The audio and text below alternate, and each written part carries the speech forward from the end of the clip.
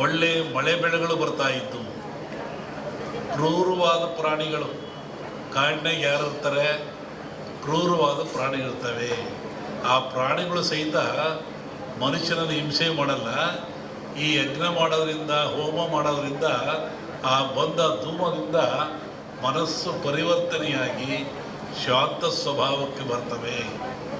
ಆವಾಗ ಮನುಷ್ಯರೊಂದಿಗೆ ಅವು ಸ್ನೇಹಿಗಳಾಗ್ತವೆ.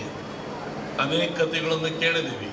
ಸ್ವಾಮಿಗಳಿದ್ದರು, ಅಲ್ಲಿ ಹುಲಿ ಬರ್ತಾ ಇತ್ತು, ಸಿಂಹ ಬರ್ತಾ ಇತ್ತು, ಹುಲಿ ಮೇಲೆ ಸ್ವಾಮಿಗಳು ಹೋಗ್ತಾ ಇದ್ದರು. ಅಂದರೆ ಯಜ್ಞ ಯಾಗಾದಿಗಳ ಫಲದಿಂದ ಬರುವಂಥ ಹೋಮಾದಿಗಳ ಧೂಮದಿಂದ ಅವು ಮನಃಶಾಂತಿ ಆಗ್ತಾ ಇತ್ತು, ಕ್ರೂರತ್ವವನ್ನು ಕಳ್ಕೊಳ್ತಾ ಇದ್ದು ಒಂದು ಚಿಂತನೆ. ಆನಂತರ ರಾಜರು ಮಹಾರಾಜಗಳು, ಇವತ್ತಿನ ರಾಜರಿಗೆ 10 ರೂಪಾಯಿ ಕೊಡೋ ಶಕ್ತಿ ಇಲ್ಲ ಸರ್ಕಾರದನ್ನು. ಆವತ್ತಿನ ರಾಜರುಗಳಿಗೆ ತಲೆಯನ್ನು ಕಡಿಸುವಷ್ಟ ಶಕ್ತಿ ಇತ್ತು.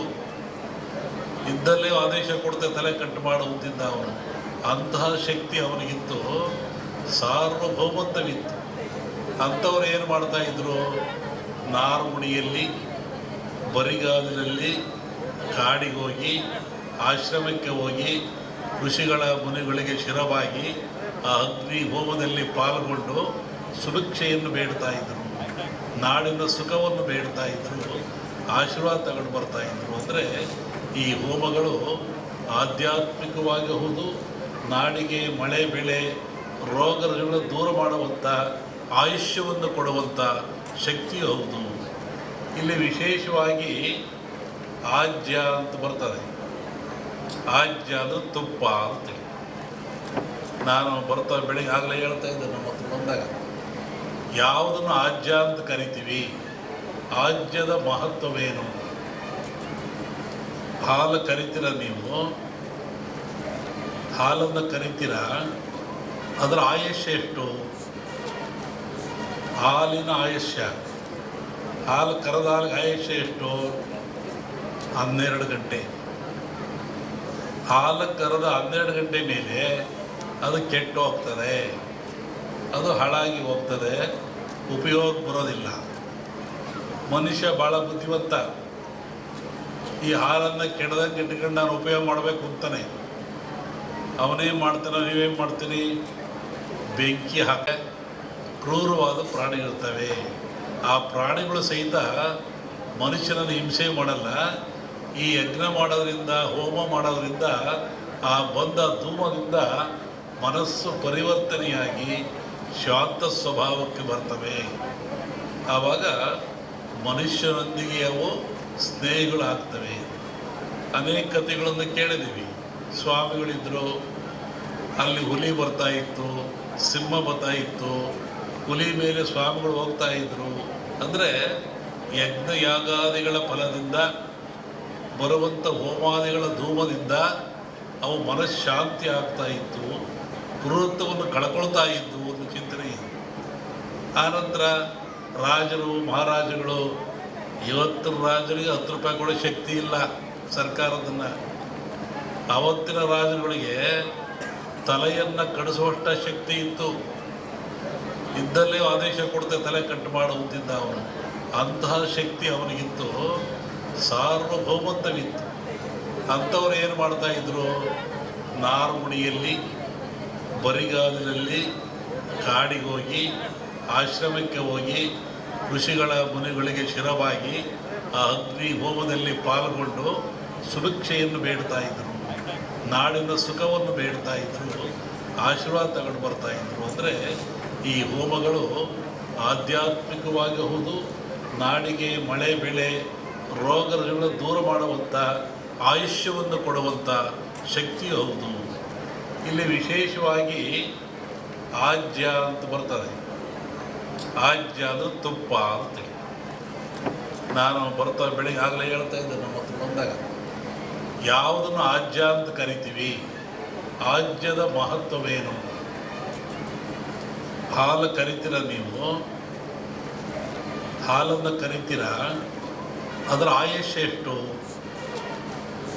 ಹಾಲಿನ ಆಯುಷ್ಯ, ಹಾಲು ಕರೆದ ಹಾಲಿಗೆ ಆಯುಷ್ಯ ಎಷ್ಟು?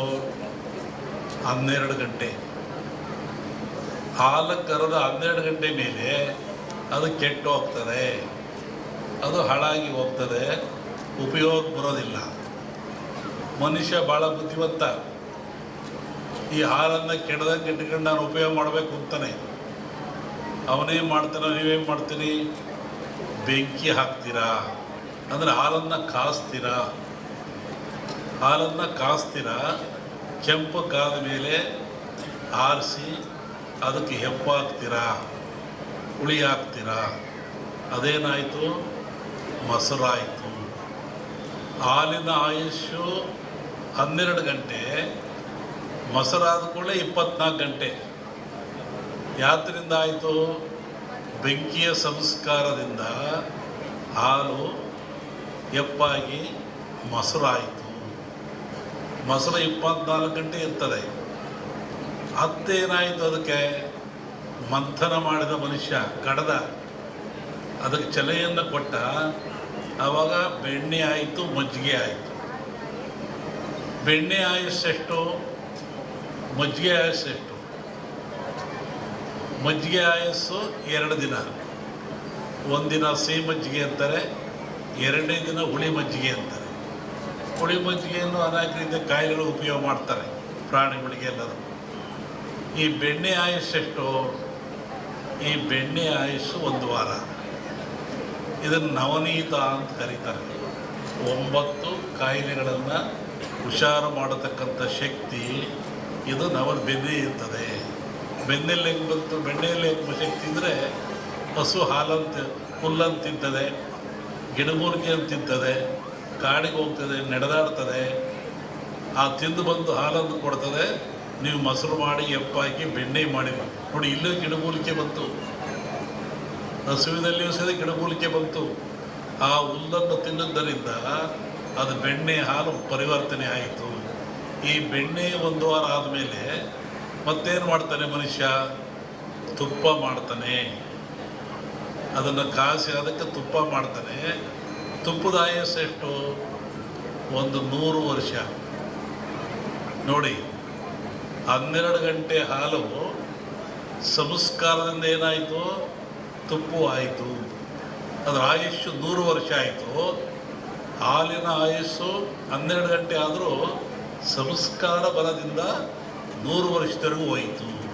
ಹಾಗೆ ಮನುಷ್ಯ ಬೆಳೀತೀರ, ಹುಟ್ಟುತ್ತೀರ, ಬದುಕ್ತೀರ ಈ ಗಿಡಮೂಲಿಕೆಗಳ ಸಂಘದಿಂದ, ಈ ಗಿಡಮೂಲಿಕೆಗಳ ಉಪಯೋಗದಿಂದ, ಗಿಡಮೂಲಿಕೆಗಳನ್ನು ತಾನು ಸೇವಿಸೋದ್ರಿಂದ.